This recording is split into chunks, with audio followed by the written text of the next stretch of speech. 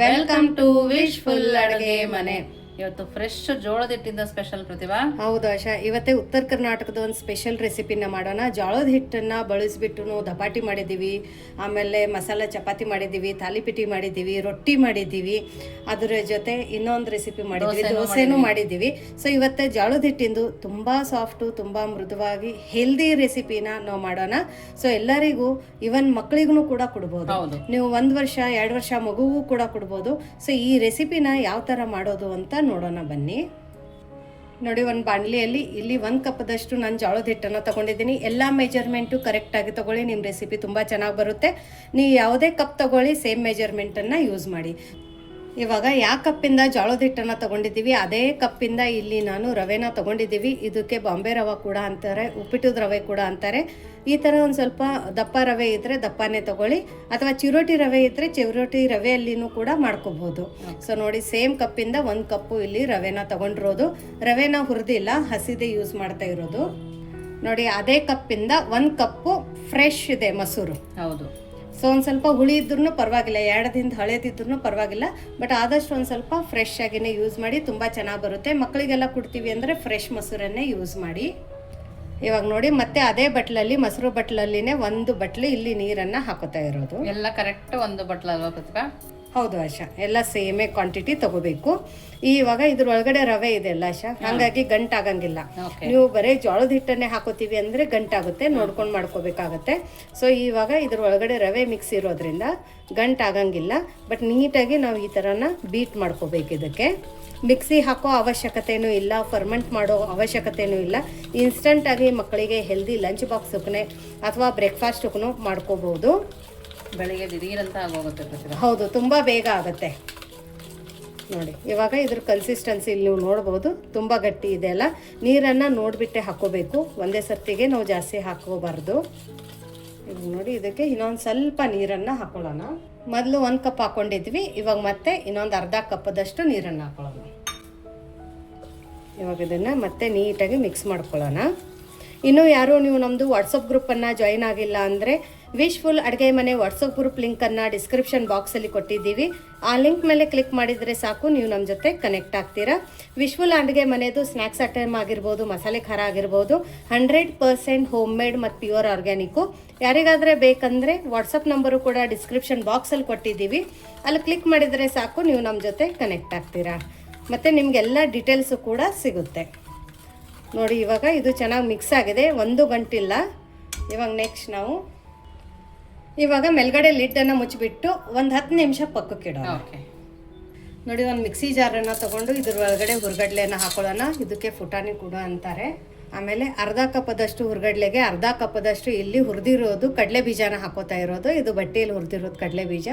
ಮನೆಯಲ್ಲಿ ಹುರಿದಿದ್ರು ಸಿಪ್ಪೆನ ತಕ್ಕೋಬೇಡಿ, ನಾನಿಲ್ಲಿ ಸಿಪ್ಪೆನ ತಕ್ಕೋತಾ ಇಲ್ಲ, ಇದೇ ಥರ ಹಾಕೋತಾ ಇದ್ದೀನಿ.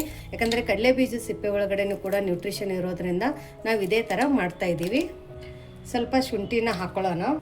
ಬೆಳ್ಳುಳ್ಳಿ ತಿನ್ನೋರು ಬೆಳ್ಳುಳ್ಳಿ ಕೂಡ ಹಾಕೋಬಹುದು. ರುಚಿಗೆ ಉಪ್ಪನ್ನು ಹಾಕೊಳ್ಳೋಣ. ದಿಢೀರ್ ಚಟ್ನಿ ಇಲ್ಲಿ ನಾವು ಮಾಡ್ಕೋತಾ ಇದ್ದೀವಿ. ಒಂದು ಅರ್ಧ ಸ್ಪೂನಷ್ಟು ಬ್ರೌನ್ ಶುಗರನ್ನು ಹಾಕೋತಾ ಇದ್ದೀನಿ. ನೀವು ಬೇಕಂದರೆ ಬೆಲ್ಲ ಹಾಕೋಬಹುದು, ಅಥವಾ ನಾರ್ಮಲ್ ಸಕ್ಕರೆನೂ ಕೂಡ ಇದ್ರ ಒಳಗಡೆ ಹಾಕೋಬಹುದು. ರುಚಿ ತಿನ್ನಂಗಿಲ್ಲ ಅಂದವರು ಸ್ಕಿಪ್ ಮಾಡ್ಕೋಬಹುದು. ಇವಾಗ ನೀರು ಹಾಕದೇನೆ ಫಸ್ಟ್ ಇದನ್ನು ನಾವು ತರಿಯಂಗೆ ರುಬ್ಕೊಂಡು ಬರೋಣ. ಇವಾಗ ಖಾರಕ್ಕೆ ಇದ್ರ ಒಳಗಡೆ ಹಸಿಮೆಣಸಿನ್ಕಾಯಿನ ಹಾಕೊಳ್ಳೋಣ. ಹಸಿಮೆಣಸಿನ್ಕಾಯಿನ ನೋಡಿ ಹಾಕೊಳ್ಳಿ, ಖಾರ ತುಂಬ ಜಾಸ್ತಿ ಇದ್ದರೆ, ಅಥವಾ ನೀವು ಖಾರ ತಿನ್ನಂಗಿಲ್ಲ ಗ್ಯಾಸ್ಟ್ರಿಕ್ ಆಗುತ್ತೆ ಅನ್ನೋರು ಕೆಂಪು ಮೆಣಸಿನ್ಕಾಯಿನೂ ಕೂಡ ಹಾಕೋಬಹುದು. ಇಲ್ಲಿ ನೋಡಿ, ಕರಿಬೇವು ಸೊಪ್ಪನ್ನು ಹಾಕೊಳ್ಳೋಣ, ಸ್ವಲ್ಪ ಕೊತ್ತಂಬರಿ ಸೊಪ್ಪನ್ನು ಹಾಕೊಳ್ಳೋಣ. ಆಮೇಲೆ ನೀರನ್ನು ಹಾಕ್ಕೊಂಡು ನಿಮಗೆ ಚಟ್ನಿ ಯಾವ ಹದಕ್ಕೆ ಬೇಕೋ ಆ ಹದಕ್ಕೆ ಇಲ್ಲಿ ರುಬ್ಕೊಂಡು ಬರೋಣ. ನೋಡಿ, ರುಬ್ಕೊಂಡು ಬಂದಿರೋ ಚಟ್ನಿನ ಒಂದು ಬಾಣಲಿ ಒಳಗಡೆ ತಕ್ಕೊಳ್ಳೋಣ. ಇಲ್ಲಿ ನಾವು ಗಟ್ಟಿ ಚಟ್ನಿ ಮಾಡ್ಕೋತಾ ಇಲ್ಲ, ಅಳದ ಚಟ್ನಿನ ಮಾಡ್ಕೋತಾ ಇದ್ದೀವಿ. ಆಮೇಲೆ ಅದೇ ಮಿಕ್ಸಿ ಜಾರಕ್ಕೆ ನೀರನ್ನು ಹಾಕೋತಾ ಇರೋದು. ನೋಡಿ, ಇಲ್ಲಿ ಒಗ್ಗರಣೆನ ಮಾಡ್ಕೊಂಡಿರೋದು. ಎಣ್ಣೆ, ಜೀರಿಗೆ, ಸಾಸಿವೆ, ಕರಿಬೇವು, ಒಣಮೆಣಸಿನ್ಕಾಯಿ, ಒಂದು ಸ್ವಲ್ಪ ಹಿಂಗನ್ನು ಹಾಕ್ಕೊಂಡು ಒಗ್ಗರಣೆನ ಮಾಡ್ಕೊಂಡಿರೋದು. ಬೇಕಂದವರು ಒಗ್ಗರಣೆಗೆ ಒಂದು ಸ್ವಲ್ಪ ಉದ್ದಿನ ಬೇಳೆ ಹಾಕೊಂಡಿದ್ರು ರುಚಿ ಜಾಸ್ತಿ ಬರುತ್ತೆ. ಆಮೇಲೆ ಇದನ್ನು ಮಿಕ್ಸ್ ಮಾಡ್ಕೊಳ್ಳೋಣ. ಒಬ್ಬರು ಇದಕ್ಕೆ ಹುಳಿಗೆ ಹುಣಸೆಹಣ್ಣು ಹಾಕೋತಾರೆ, ಮೊಸರು ಲೆಮನ್ನು ಹಾಕೋತಾರೆ. ಸೊ ನಿಮ್ಮ ಮನೆಯಲ್ಲಿ ಹುಳಿ ಇಷ್ಟ ಆ ಚಟ್ನಿ ಅಂದರೆ ನೀವು ಒಂದು ಸ್ವಲ್ಪ ಹುಣಸೆಹಣ್ಣನ್ನು ಹಾಕ್ಕೊಂಡು ರುಬ್ಕೋಬೋದು. ಬಟ್ ಇಲ್ಲಿ ಸಿಂಪಲ್ ಆಗಿ ಇದೇ ಥರ ನಾವು ಮನೆಯಲ್ಲಿ ಚಟ್ನಿ ಎಲ್ಲರೂ ಇಷ್ಟಪಡ್ತಾರೆ. ಸೊ ಈ ಥರ ಒಂದು ಸರ್ತಿ ಮಾಡಿ ನೋಡಿ, ತುಂಬ ಸಖತ್ತಾಗಿ ಟೇಸ್ಟ್ ಬರುತ್ತೆ. ಸೊ ಒಗ್ಗರಣೆಲ್ಲ ಹಾಕಿ ನಮ್ಗೆ ಘಮ ಅಂತ ಇರೋದು ಈ ಚಟ್ನಿನ ನಾವು ಇವಾಗ ಸದ್ಯಕ್ಕೆ ಪಕ್ಕಕ್ಕಿಡೋಣ. ಜೋಳದ ಹಿಟ್ಟು ಏನಾಗಿದೆ ಅಂತ ನೋಡೋಣ ಬನ್ನಿ. ನೋಡಿ, ಹಿಟ್ಟು ಒಂದು ನಮ್ಮ ಚಟ್ನಿ ಆಗೋ ತನ ನೆಂದಿದೆ. ನೋಡಿ, ರವೆ ಹಾಕೋದ್ರಿಂದ ಹಿಟ್ಟು ಒಂದು ಸ್ವಲ್ಪ ಉಕ್ಕದಂಗೆ ಆಗಿದೆ ನೋಡಿ. ಹೌದು, ಗಟ್ಟಿನೂ ಆಗಿದೆ ನೋಡಿ ಪ್ರತಿಭಾ. ಹೌದು, ಪರ್ಫೆಕ್ಟ್ ಆಗಿದೆ. ಇವಾಗ ನೆಕ್ಸ್ಟ್ ಇದು ಒಂದು ಸರ್ತಿ ಮಿಕ್ಸ್ ಮಾಡ್ಕೊಳ್ಳೋಣ. ಮಿಕ್ಸ್ ಮಾಡಿಕೊಂಡು ಇನ್ನೂ ರುಚಿಗೆ ಉಪ್ಪು ನಾವು ಇಡ್ಲಿಗೆ ಹಾಕಿಲ್ಲ, ಇವಾಗಲೇ ಹಾಕೊಳ್ಳೋಣ. ಉಪ್ಪು ಹಾಕ್ಕೊಂಡು ಒಂದು ಸರ್ತಿ ಮಿಕ್ಸ್ ಮಾಡ್ಕೊಳ್ಳೋಣ. ಒಂದು ಸರ್ತಿ ನೀರು ಜಾಸ್ತಿ ಹಾಕಿಬಿಟ್ಟಿದ್ದೀವಿ, ತುಂಬ ಲೂಸ್ ಆಗಿದೆ ಅಂದರೆ ಮತ್ತೆ ಒಂದು ಸ್ವಲ್ಪ ಜೋಳದ ಹಿಟ್ಟು ಅಥವಾ ರವೆನ ಹಾಕೋಬಹುದು. ಹೌದು. ಸೊ ನೀಟಾಗಿ ಒಂದು ನಿಮಿಷ ಇದನ್ನು ಬೀಟ್ ಮಾಡ್ಕೊಳ್ಳೋಣ. ಸೊ ಝಟ್ಪಟ್ ರೆಸಿಪಿ ಇದು, ಇನ್ಸ್ಟಂಟ್ ಹೆಲ್ದಿ ರೆಸಿಪಿ ಇದು. ಉತ್ತರ ಕರ್ನಾಟಕದ ಬ್ರೇಕ್ಫಾಸ್ಟ್ ರೆಸಿಪಿ ಅಷ್ಟೇ ಆ್ಯಕ್ಚುಲಿ ಇದು. ಸೊ ಜೋಳ ಎಲ್ಲ ಜಾಸ್ತಿ ಬೆಳೆಯೋದ್ರಿಂದ ಸೊ ಜೋಳದಿಂದನೂ ಕೂಡ ಈ ಥರ ಒಂದು ರೆಸಿಪಿನ ಮಾಡ್ಕೊಂಡು ತಿನ್ಬೋದು. ಮತ್ತು ಈ ಥರ ಜೋಳದ ಯಾರು ಬಳಸ್ತಾರಲ್ಲ ಅವ್ರು ತುಂಬ ಗಟ್ಟಿಮುಟ್ಟಿಯಾಗಿ ಇರ್ತಾರೆ ವಿಷ. ಯಾಕಂದರೆ gluten free recipe, weight loss ಮಾಡೋರಿಗೆ ಪರ್ಫೆಕ್ಟ್ ರೆಸಿಪಿ, ಮಕ್ಕಳಿಗೂ ಕೂಡ ತುಂಬ ಒಳ್ಳೆ ರೆಸಿಪಿ. ರೊಟ್ಟಿ ತಿನ್ನಲ್ಲ ಅನ್ನೋರಿಗೆ ಕೂಡ ಆರಾಮಾಗಿ ತಿನ್ನಿಸ್ಬೋದು. ಹೌದೌದು, ಮತ್ತೆ ಡೈಜೆಷನ್ ತುಂಬಾ ಚೆನ್ನಾಗಾಗತ್ತೆ. ನೋಡಿ, ಇದ್ರ ಕನ್ಸಿಸ್ಟೆನ್ಸಿ ಪರ್ಫೆಕ್ಟ್ ಆಗಿದೆ. ನೆಕ್ಸ್ಟ್ ಇವಾಗ 1/4 ಸ್ಪೂನ್ ಅಷ್ಟು ಇದ್ರೊಳಗಡೆ ನಾವು ಅಡುಗೆ ಸೋಡಾನ ಹಾಕೊಳ್ಳೋಣ. ಇನ್ನೂ ಹಾಕೋಬಹುದು. ಇದು ಇನ್ಸ್ಟೆಂಟಾಗಿ ಮಾಡೋದ್ರಿಂದ ಇಲ್ಲಿ ಅಡುಗೆ ಸೋಡಾನ ಯೂಸ್ ಮಾಡ್ತಾ ಇದ್ದೀವಿ.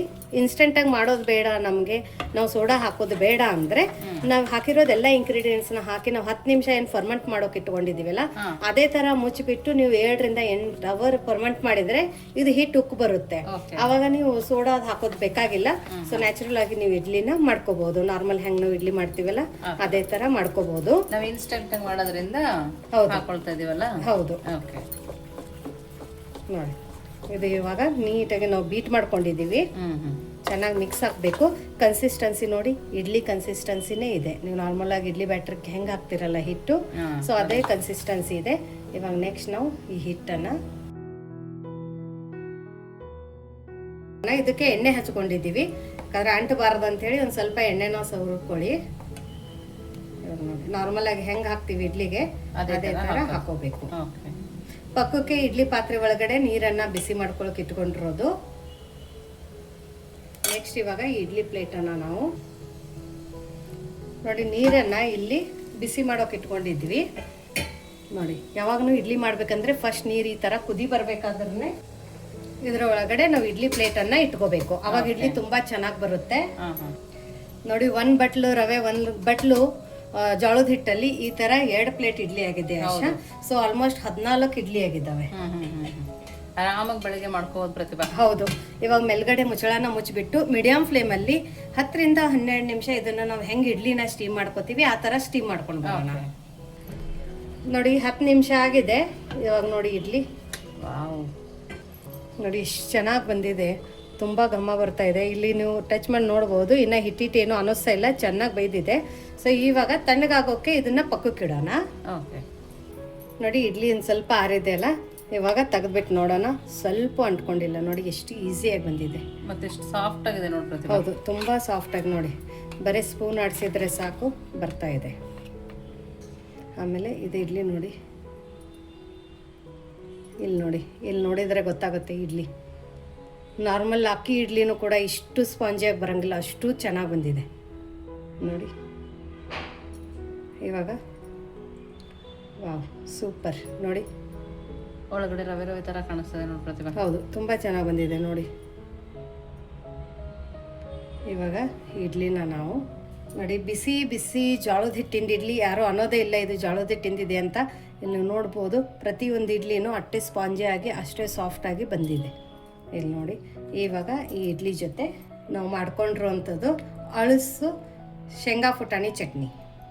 ಸೊ ನೀವು ಬೇಕಂದರೆ ಗಟ್ಟಿನೂ ಮಾಡ್ಕೋಬೋದು ಅಥವಾ ಈ ಥರ ಅಳಸನ್ನು ಕೂಡ ಮಾಡ್ಕೋಬೋದು. ಈ ಥರ ಹಾಕೊಂಡು ತಿಂದರೆ ತುಂಬ ಸಖತ್ತಾಗಿರುತ್ತೆ. ಹೌದು, ಚಳಿಗಂತೂ ಸೂಪರ್ ಆಗಿರುತ್ತೆ ಪ್ರತಿಭಾ. ಫಸ್ಟ್ ಕ್ಲಾಸ್ ಆಗಿರುತ್ತೆ. ಇನ್ಸ್ಟಂಟಾಗಿ ಚಳಿಗೆ ಇಡ್ಲಿ ಮಾಡ್ಕೊಂಡು ತಿನ್ಬೇಕಂದ್ರೆ ಈ ಥರ ಜೋಳದ ಹಿಟ್ಟಿಂದು ಒಂದು ಹೆಲ್ದಿ ರೆಸಿಪಿನ ಮಾಡ್ಕೊಂಡು ತಿನ್ನಿ. ಇವಾಗ ನೋಡಿ ಪರ್ಫೆಕ್ಟಾಗಿ ಬಂದಿದೆ, ತುಂಬ ಸಖತ್ತಾಗಿ ಬಂದಿದೆ. ಬಾಯಲ್ಲಿ ನೀರು ಬರ್ತಾ ಇದೆ, ಘಮನೂ ಹಾಗೆ ಬರ್ತಾ ಇದೆ. ನೋಡ ಆಶಾ ಟೇಸ್ಟ್. ತುಂಬಾ ಚೆನ್ನಾಗಿದೆ ಪ್ರತಿಭಾ. ಬಟ್ ಜೋಳದ ಹಿಟ್ಟಿಂದ ಮಾಡಿದೀವಿ ಅಂತ ಗೊತ್ತಾಗ್ತಾ ಇಲ್ಲ ಅಲ್ಲ? ನೋಡಿ, ಎಲ್ಲ ಇಡ್ಲಿನೂ ಅಷ್ಟೇ ಚೆನ್ನಾಗಿ ಬಂದಿದೆ, ಅಷ್ಟೇ ಫಸ್ಟ್ ಕ್ಲಾಸ್ ಆಗಿ ಬಂದಿದೆ. ಕೈಗೆ ಎಲ್ಲಿ ಅಂಟ್ತಾ ಇಲ್ಲ. ಇಲ್ಲಿ ನೋಡಿ, ರವೆ ಥರ ಇಷ್ಟು ಚೆನ್ನಾಗಿ ಬಂದಿದೆ ಅಂತ ಇಲ್ಲಿ ನೀವು ನೋಡ್ಬೋದು. ಸೊ ಇವತ್ತಿಂದ ಈ ರೆಸಿಪಿ ನಿಮಗೆ ಹೇಗೆ ಅನ್ನಿಸ್ತು ಅಂತ ಕಮೆಂಟ್ ಮೂಲಕ ತಿಳಿಸೋದನ್ನು ಮರಿಬೇಡಿ. ಜೋಳದ ಹಿಟ್ಟಿಂದ ಇಡ್ಲಿ ಒಂದ್ಸರ್ತಿ ಮಾಡ್ಕೊತೀನಿ, ಆಮೇಲೆ ನಮಗೆ ಕಮೆಂಟ್ ಮೂಲಕ ತಿಳಿಸಿ ಯಾವ ಥರ ಬಂತು ಅಂತ. ಸೊ ಈ ಥರ ಹೊಸ ರುಚಿ, ಹೊಸ ಅಡುಗೆ ಜೊತೆ ಮತ್ತೆ ಸಿಗೋಣ ನಮ್ಮ ವಿಶ್ಫುಲ್ ಅಡುಗೆ ಮನೆಯಲ್ಲಿ. Thank you.